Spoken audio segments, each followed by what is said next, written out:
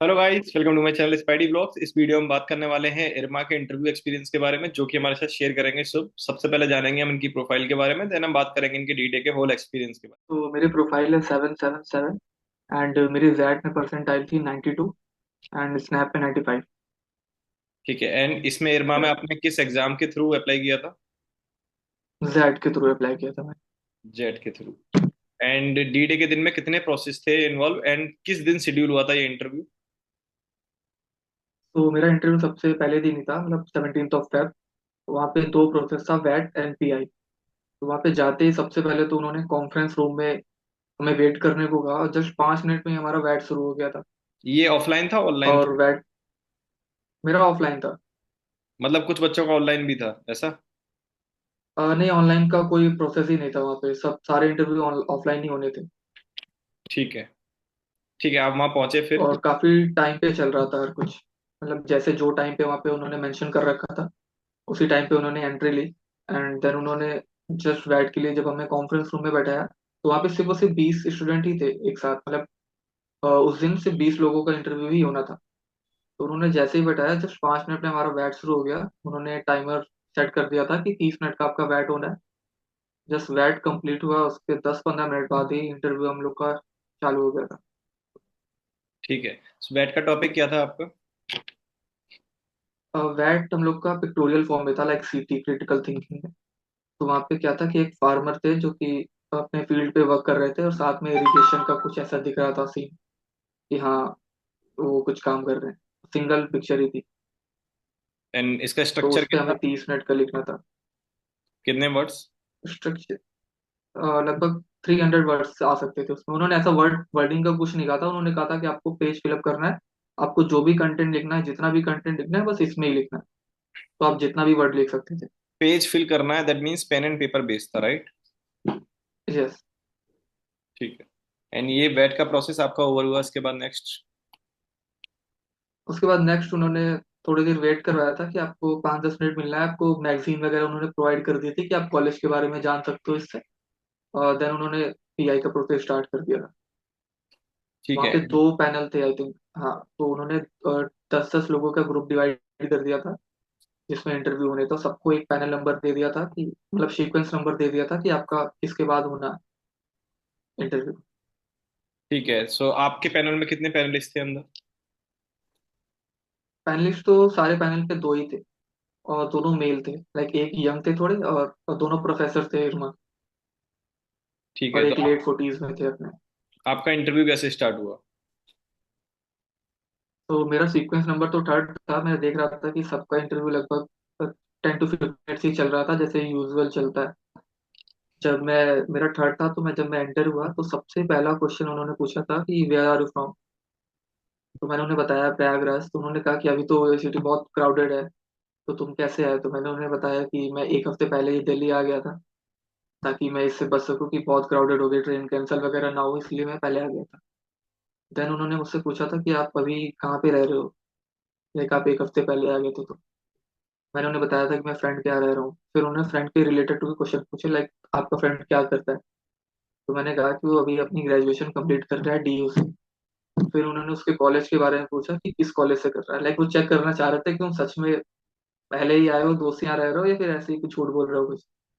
तो मैंने बताया था कि मेरा फ्रेंड पीजीडी अभी कॉलेज से अपना भी बीएससी कंप्लीट कर रहा है मैथ्स ऑनर्स में। देन उन्होंने मुझसे पूछा था कि tell me about your family, जैसे मैंने मेंशन कर रखा था अपने सीवी में, या फिर मतलब उसमें फॉर्म पे। फिर वहाँ पे मैंने मेंशन कर रखा था कि लाइक फैमिली ओरिएंटेड बिजनेस, मतलब मेरी फैमिली जो बिजनेस ओरिएंटेड है। तो उन्होंने मुझसे वहाँ पे क्वेश्चन पूछा था कि what type of business your family is doing. तो मैंने उसे डिस्क्राइब किया अच्छे से। लाइक मैंने मेंशन कर रखा था कि होलसेल शुगर बिजनेस का हमारा बिजनेस है। तो उन्होंने फिर उससे मुझसे पूछा था कि अगर मुझे इस बिजनेस में एंटर करना हो, तो मुझे कौन कौन से सर्टिफिकेशंस और पेपर वर्क चाहिए होंगे, लाइक शुगर का होलसेलर बनने के लिए, लाइक डायरेक्ट मिल से चीनी वगैरह ऑर्डर करने के लिए। तो कौन कौन से डॉक्यूमेंटेशन मुझे नीड होगी। फिर मैंने वो उन्हें डिस्क्राइब किया थोड़ा बहुत। एक दो शायद सर्टिफिकेट वो और सुनना चाह रहे थे, पेपर वर्क जो मुझे नहीं मालूम था। तो उन्होंने मुझसे पूछा, कहा था कि आप अपने फादर से इसके बारे में और पूछिएगा कि कौन कौन से पेपर वर्क नीड होते हैं। फिर उन्होंने मुझसे पूछा था कि अभी आपका बिजनेस कैसा चल रहा है, फैमिली बिजनेस, लाइक टर्नओवर वगैरह कैसे है ईयर का। फिर मैंने वो बताया था। फिर उन्होंने पूछा कि आप जैसे ग्रेजुएशन आपकी कंप्लीट हुई थी 2024 में, तो आपके पास ये लगभग 9 मंथ का समय था, तो उस टाइम पे आपने क्या क्या किया। तो मैंने उसमें बताया था कि मैं थोड़ा बहुत फैमिली बिजनेस में अपने इन्वॉल्व था, जहाँ पे मैं लाइक वेयर हाउस अपना मैनेज कर रहा था और थोड़ा बहुत डिलीवरीज वगैरह देखता था। और साथ में मैं थोड़ा बहुत यूट्यूब में एक्टिव था। और मैं अपनी प्रिपरेशन पे ज़्यादा फोकस कर रहा था, क्योंकि लास्ट ईयर मेरे मार्क्स उतने अच्छे नहीं आए थे कैट। तो उन्होंने वहां से फिर मुझसे पूछा था कि फिर से वो बिजनेस की तरफ ही चल गए हैं कि आपको अगर आपका टर्नओवर इंक्रीज करना हो आपके बिजनेस का, तो आप क्या क्या करोगे और क्या क्या प्रॉब्लम अभी आपकी फैमिली फेस कर रही है बिजनेस करने पे। तो मैंने उन्हें बताया था कि जैसे हम अपना थोड़ा वेयर हाउस इंक्रीज कर सकते हैं, अलग अलग जगह पे ओपन कर सकते हैं। साथ में क्या है कि थोड़ा डिजिटलाइजेशन की तरफ मूव कर सकते हैं, ई कॉमर्स में जा सकते हैं, B2B और टारगेट कर सकते हैं। और प्रॉब्लम में मैंने बताया था कि जैसे B2B काफी प्लेटफॉर्म खुलने की वजह से, जैसे ई उड़ान, उड़ान एक कंपनी है, वो भी बहुत बहुत अच्छे से एक्सपैंड कर रही है Tier 2 Tier 3 सिटीज में। तो वो हमें अफेक्ट कर रही है। फिर तो उन्होंने उड़ान पे ऐसा पकड़ा, सिर्फ उड़ान के पीछे ही पूछना चालू कर दिया कि उड़ान ऐसा क्या कर रहा है और आप उसे कैसे बीट कर सकते हो। जैसे वो कौन सी स्ट्रेटेजी यूज कर रहा है, आपको समझ में तो आ रहा होगा वो कैसे क्या कर रहे हैं, कैसे एक्सपैंड कर रहे हैं, आप उसे क्यों नहीं कर सकते। तो मैंने उन्हें बताया था जैसे उनके पास अभी कैपिटल ज्यादा है, वो बल्क में और ज्यादा बल्क में मतलब प्रोडक्ट खरीद सकते हैं, जिसकी वजह से उनको प्राइसिंग में बहुत ज्यादा डिस्काउंट मिलता है। और B2B में प्राइसिंग बहुत अच्छा फैक्टर होता है किसी भी बिजनेस को एक्सपेंड करने में। और क्या है कि उनके पास अच्छी टीम है, और साथ में वो डिजिटलाइज है बिजनेस उनका, थोड़ा मॉडर्नाइज है, ताकि सारे जो भी B2B रिटेलर है या फिर बिजनेसमैन है, वो उनका रेट देख सकते हैं ऑन द स्पॉट, बिना उनसे डिस्कस करे। तो उन्हें मालूम होता है कि क्या रेट चल रहा है प्रोडक्ट वगैरह, तो इस वजह से उन्हें थोड़ा ज्यादा प्रॉफिट है। फिर उन्होंने पूछा था, मैंने वहां पे मेंशन भी किया था कि उन्होंने पूछा था कि उड़ान और आपके बिजनेस में क्या एक्स्ट्रा फैक्टर है जो जो अलग बिजनेस ओनर्स को आपकी तरफ अट्रैक्ट करेगा कि इनसे सामान लें ना कि उड़ान से। तो मैंने उन्हें वो बताया था कि मैंने वहाँ पे एक चीज मेंशन करी थी, ट्रस्ट, क्योंकि वो हमसे डायरेक्ट एज अ ओनर बात कर रहे हैं, ओनर से बात कर रहे हैं बिजनेस के। बट उड़ान में वो क्या है कि एक सेल्स पर्सन से बात कर रहे हैं, तो वो ट्रस्ट क्रिएट नहीं होता उसमें। और हमसे क्या है कि अगर वो बिजनेस कर रहे हैं तो लॉन्ग टर्म में थोड़ा उन्हें बेनिफिट होगा, लाइक हम क्रेडिट पे भी उन्हें सामान दे सकते हैं। साथ में वो अगर उनका ट्रस्ट क्रिएट हो रहा है, तो मान लीजिए उनके पास कभी पैसे नहीं है, तो वो एक्स्ट्रा टाइम में भी रिटर्न कर सकते हैं हमें पैसा, और वो बिजनेस कर सकते हैं। तो उन्होंने मुझसे पूछा था कि लाइक प्राइसिंग एंड ट्रस्ट, ये दो चीज मैंने थोड़ा ज्यादा एम्फेसाइज करके बताया था।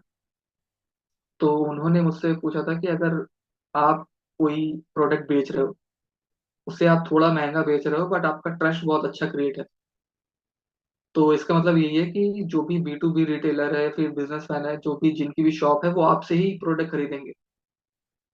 उन्होंने पूछा था जस्ट यस और नो में। तो पहले तो मैंने बोल दिया था यस, फिर मैंने जब उसे सुना तो मैंने कहा sir no sir, actually pricing बहुत ज्यादा मैटर करती है इस बिजनेस पे। ट्रस्ट तो क्रिएट होता है, वो तो सेकेंडरी फैक्टर हो गया, बट अगर हम प्राइसिंग के साथ, ट्रस्ट के साथ, जैसे ट्रस्ट तो है बिजनेस पे, अगर हम प्राइसिंग को भी ध्यान रखते हैं तो हमारा बिजनेस ज्यादा ग्रो करेगा।